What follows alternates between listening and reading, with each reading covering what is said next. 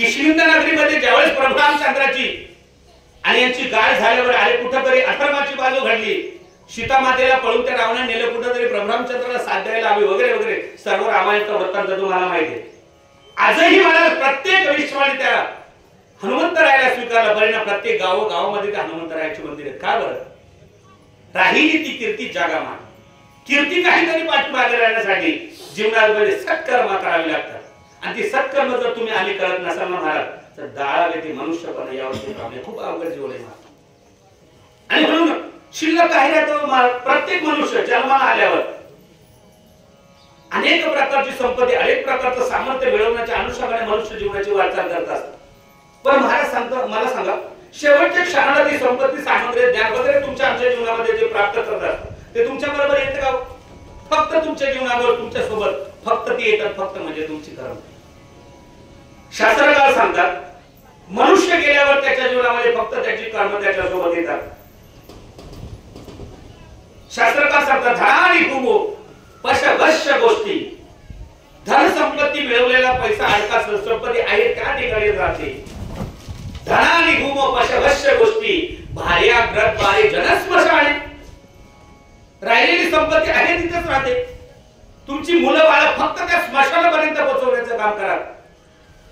भार्या ग्रहद्वारे जनस्मशाने देह शीताया परलोक्य मार्गे. हा तुमचा देह सुद्धा फक्त अग्नी देश तोपर्यंत तुमच्या सोबत असतो. देह शीताया परलोक्य मार्गे कर्मान गोगच्छति जीवैक. मला सांगा, मी मगाशीपासून बोलतोय तेव्हापासून फक्त आणि फक्त कर्मावरतीच बोलतो का? आजही तुमच्या लक्षात येत असेल कर्मानु गोगच्छति जीवैक.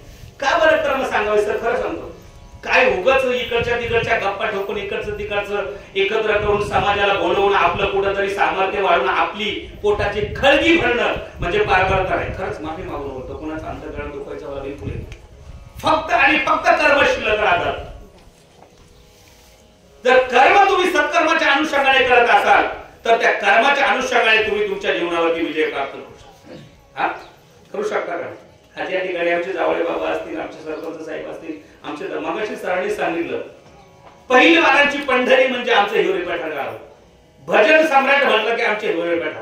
काय संकट नाही महाराज, काही जुनी माणसं गाडा क्षेत्रामध्ये आमचे दादा बघा, आमचे बाबा संप्रदायामध्ये, आमचे दादा गाडा क्षेत्रामध्ये, आमचे दत्ता साहेब सामाजिक कार्यामध्ये, आमचे सरपंच साहेब सामाजिक कार्य धरून परमार्थाची जोडत्याबरोबर एक अनेका होळी बळी. आमचे तांब्याचे माझे सरपंच साहेब आले असतील, ही अनेक मंडळी या ठिकाणी. का बरं तुम्ही आम्ही करतो? कुणाची नावं घेतली जातात का? दुर्दैवाची गोष्ट मला यांची नावं पुढे घ्यायची बिलकुल नाही, कारण यांचा अधिकार आमच्यापेक्षा खूप मोठा आहे. आणि त्यांचं नाव घेतलं आपलं नाही घेतलं म्हणजे आपण कुठे कमी असतो असं काय नाही. तो आणि मी नाही तुझा ज्ञानदेव आत्मा माझा. नामदेवरायांना आपल्या भक्तीचा अहंकार झाला आणि परिणाम नामदेवरायांनी भगवंताला सांगितलं त्या ज्ञानोबारायांबरोबर मी नाही झाला. कोण म्हणते? अखंड पांडुरंग परमात्माचा लाडका भक्त नामदेवराय. त्या नामदेवरायांना म्हणतं फक्त पांडुरंग परमात्मा कोण आहे? कोणाचा आहे? माझा आहे. कोणाला वाटायचं? नामदेवरायांना. भक्तीचा अहंकार. परिणाम शेवटी पांडुरंग परमात्म्यांनी सांगितलं अरे भगवान देवा, अरे नामा तो ज्ञानेश्वर महाराजांबरोबर जाण्यासाठी तू नकार देतो. तो ज्ञानेश्वर महाराज कोणी सामान्य नव्हे, महाविष्णूचा अवतार सखा माझा ज्ञानेश्वर. तो आणि मी नाही तुझा ज्ञान देव आत्मा माझा. ज्ञानेश्वर महाराज म्हणे कोणी सामान्य नव्हे, जा आणि तुझ्या जीवनाचा सार्थक करून घे. खरं सद्गुरूची प्राप्ती कधी मिळाली? माऊलींसोबत ज्यावेळेस प्रदक्षिणा तीर्थयात्रा केली त्यावेळेस त्याला खरं भक्तीचा मार्ग कळाला. का बरं महाराज? अशीच काही तुमच्या आमच्यासारखी सत्कर्माच्या अनुषंगाने जीवन करणारे साधू संत मंडळी तुमच्या आमच्या जीवनामध्ये प्राप्त होत असतात परिणाम. पण त्या व्यक्तींना ओळखण्याचं सामर्थ्य तुम्ही आम्ही ठेवू शकत नाही, कारण आपल्या जीवनामध्ये आलेला अहंकार भाव, आपल्यामध्ये आलेली अहम भावना जागृत होत असते आणि म्हणून समोरचा माणूस तुमच्या आमच्या आम्हाला ओळखता येत नाही. परिणाम आपलं जीवन नाशाला करणे होतं. प्रवचनाच्या माध्यमातून फक्त मी प्रत्येकाला एकच सांगत आहे, महाराज आज ही माता निघून गेली. कुणाला वाटते आपली आई निघून जावी? कुणाला वाटते? खरं सांग. कारण माय बाप केवळ काशी तेने न जावे तीर्थाशी. आई वडिलांचं सामर्थ्य वर्णन करायचं म्हटलं तर माऊली खूप अनुकरण, माऊली संत साहित्य त्या आई वडिलांचं खूप अनेक प्रकारे वर्गीकरण करतात, अनेक प्रकारचं महात्म्य सांगून जातात. पण दुर्दैवाची गोष्ट आपल्या आई वडिलांवरती तुम्ही आम्ही पाहिलेत की नाही ही पुढची गोष्ट. पण आई वडील तर आपल्या सानिध्यामध्ये असतात. लाखो रुपयाची संपत्ती मिळवली, परिणाम त्या आई वडिलांना आपण वाचू शकत नाही. का बरं वाचू शकत नाही? कारण जन्म मृत्यूचे हे हाडकाड करत असताना जन्म आणि मृत्यूवरती विजय मिळवण्याचं सामर्थ्य म्हणजे फक्त आणि फक्त तुमची कर्म. काही लोक सहज बोलून जातात, महाराज प्रारब्धाच्या अनुषंगाने आम्ही तुमच्या जीवनावरती विजय प्राप्त करू शकतो. कारण हे ज्ञानेश्वरांचे वाक्य आहे, ज्ञानेश्वर माऊलींची वाक्य आहेत. 18व्या अध्यायामध्ये माऊली सांगतात का लल्लाडीचे लिहिले न मोडे का काही केले, काळे गोरे भद्र तुझे फिटून येतील. त्या 7वी 5वीच्या दिवशी लिहिलेली कर्म पुसण्याचं सामर्थ्य कुणाकडेच नसते. काही झालं तरी लोक सहज बोलून जातात त्याचं प्रारब्ध. अरे बाबा, प्रारब्ध आहे खरं, पण त्या प्रारब्धावरती मात करण्याचं सामर्थ्य तुमच्या कर्मामध्ये आहे ना, आहे का? ते प्रारब्ध जर पुसण्याचं सामर्थ्य जर कर्मामध्ये असेल तर तुमची कर्म त्या प्रकारची तुम्हाला करावी लागतील, तरच तुमचं प्रारब्ध तुम्ही पुसू शकता. काही झालं तर लोक सहज बोलून जातात प्रारब्धाच्या अनुषंगाने. झालं नाही ना, प्रारब्ध बदलण्याचं सामर्थ्य तुमच्या कर्मामध्ये आहे.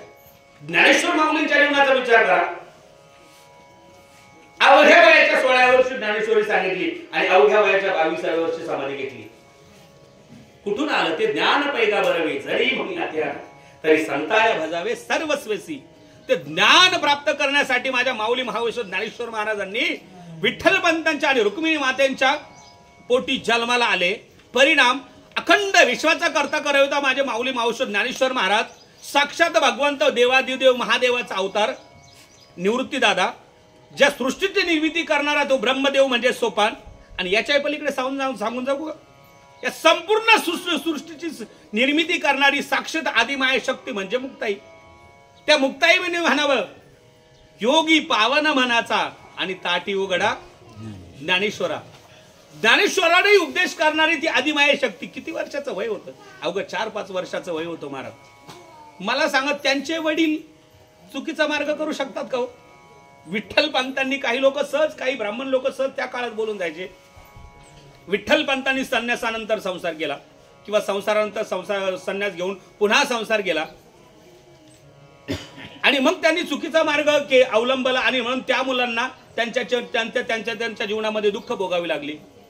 मला सांगा, विठ्ठल पंत एवढे वेडे होते का? विठ्ठल पंत मध्ये सामान्य होते का? कितीतरी पिढ्यांची परंपरा, वेदांचा तो अर्थ अमासीचा टावा हे तुकोबारायांनी म्हणावं. त्या तुकोबारायांच्या अगोदर वारकरी संप्रदायाची स्थापना होण्याच्या अगोदर तो वेदांचा अर्थ, ते वेदांचं पठण करणारे विठ्ठल पंत कोरकर्णी त्या गावचे, आपेगावचे खूप मोठे ब्राह्मण होते. ते ब्राह्मण एवढा श्रेष्ठ सत्पुरुष, ज्या विठ्ठल पंतांच्या रुक्मिणी मातेंच्या पोटी ज्या सर्व विश्वाच्या देवदेवतांनी पोटी जन्माला यावं, ते विठ्ठल पंत एवढे चुकीचे होते का महाराज? पण जगाच्या कल्याणा संतांची विभूती आणि देह कष्टविती परोपकारे, तरी लोक म्हणतात वारकरी संप्रदायामध्ये काही दम राहिला. महाराज 7 दिवसाचा सप्ताह 3 दिवसावाला. दुर्दैवाची गोष्ट आहे महाराज, 3 दिवसाचा आता 1.5 दिवसावाला. आता 1 दिवसावर काही दिवसांनी येणार आहे आणि 1 दिवसानंतर किती वाईट गोष्ट आहे महाराज. अरे करा, जो वरी आहे हे शरीर तो वरी करा रे देवाचे भजन, पडून जाईन हे शरीर. एकदा पडून गेलं ना महाराज, तुम्ही पुढे काही करावं, काहीही करा. मला सांगा, प्रवचन कुणासाठी हो? कुणासाठी? आपल्यासाठी का त्या मातेसाठी? मातेच्या कर्मावरती काहीतरी सत्कर्माच्या अनुषंगाने, त्यांचं कर्म सत्कर्माच्या अनुषंगाने त्यांना कुठेतरी मोक्ष मिळून, त्यांना कुठेतरी सत्कर्म करण्यासाठी, ती कर्म परिपूर्ण अवस्थेला नेण्यासाठी तुम्हा आम्हाला या ठिकाणी कारणीभूत ठरलं. तुम्ही आम्हीच ते करू शकता का बरं? आपल्याकडे शक्ती सामर्थ्य आता आहे, पण पडून गेल्यावर, एकदा शरीर धरणी पडल्यावर संपलं ना महाराज. आणि म्हणून सर्वांना एक नम्र विनंती, वारकरी संप्रदाय असो, कोणताही संप्रदाय, आणि दुर्दैवाची गोष्ट अनेक संप्रदाय चालले बरं का. तुम्ही कोणत्या संप्रदायाच्या अनुषंगाने जीवन जगा, त्या गोष्टीमधला भेदभाव मला बिलकुल करायचा नाही. पण अखंड जया तुझी प्रीती महाराज, या विश्व हे विश्वाची माझे घर, आयसी मती जयाचे शर, किंबहुना चराचर आपणची झाला. या संपूर्ण विश्वामध्ये भगवंत प्रत्येक कानाकानामध्ये डोलतोय. आजही पहा, पावसाच्या रूपाने भगवंत आपल्याकडे डोलतो. प्रत्येक प्रत्येक या नियमाच्या सृष्टीच्या नियमापर्यंत भगवंत तुमच्या अवतीभोवती भ्रमण करत असतो. म्हणून हे करत असताना सत्कर्माच्या अनुषंगाने वारकरी संप्रदाय म्हटलं की पहा बरं, हजारो वर्ष झाली महाराज रामकृष्ण हरिमंत्राच्या व्यतिरिक्त मंत्र आला आणि किती मंत्र आले ते शिल्लक राहिलेच नाही. विठोबा रुक्माई म्हटलं की सगळं संपलं. आणि ज्ञानोबा ज्ञानेश्वर माऊली म्हटलं की त्याची सांगता झाली. आणि विठ्ठला जय विठ्ठला म्हटलं की त्याचा समारोप होत असतो. आणि मग काय त्या आनंदाशी जोडा. खरे का खोटे? याच्या व्यतिरिक्त करा बरं भजन, करा बरं भजन. काय होतंय? नाही होत महाराज. महाराज सृष्टीच्या नियमाचं उल्लंघन करणारी व्यक्ती कधी जीवनामध्ये परिपूर्ण अवस्थेला प्राप्त होत नसतात. म्हणून भगवंताने तुम्हा आम्हाला नरदेह प्राप्त केला. मी मगाशी सांगितलं, तुम्हा आम्हाला मनुष्य जीवन मिळाला. कर्म करण्याचं सामर्थ्य साधू संतांना दिलं. उरकायचं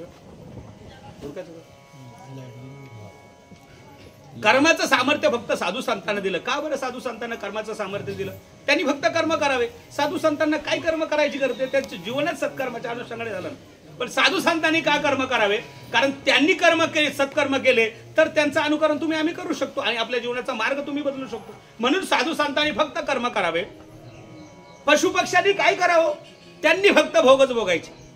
कारण त्यांना ज्ञान भक्तीचा मार्ग कळत नाही. पशु काय पाप पुण्य जाणती, उत्तम मध्यम भोग भोगती, काय एक उपजताची मरती, बहिर अंध पांगुर मुखी होती, लक्ष 84 न चुके फेरा. हा लक्ष 84चा फेरा त्यांना चुकवता येणं शक्यच नाही. त्यांना पुन्हा त्या जीवनामध्ये सत्कर्म करायचे असतात. त्या कर्माच्या अनुषंगाने कुठंतरी त्यांना हा नरदेह मिळून या कर्मामध्ये सत्कर्माच्या अनुषंगाने कार्य केले तर हा मनुष्य जन्माचा हा 84 जीवनाचा 84 लाख जीवाचा फेरा तुम्ही आम्ही चुकू शकता. आणि ते सामर्थ्य म्हणजे फक्त तुमच्या आमच्याकडे. कुणाकडे? मनुष्य जीवनाकडे. पण तुकोबाराय सांगता क्षणोक्षण हाची करावा विचार. विचार प्रधानम नृ जीवनंतु आणि यस्मिन प्रधानम तत्तदेव कुर्यात. मनुष्य जीवन म्हटलं का विचार. तुकोबाराय सांगतात विचार करिता वाया जाय काळ.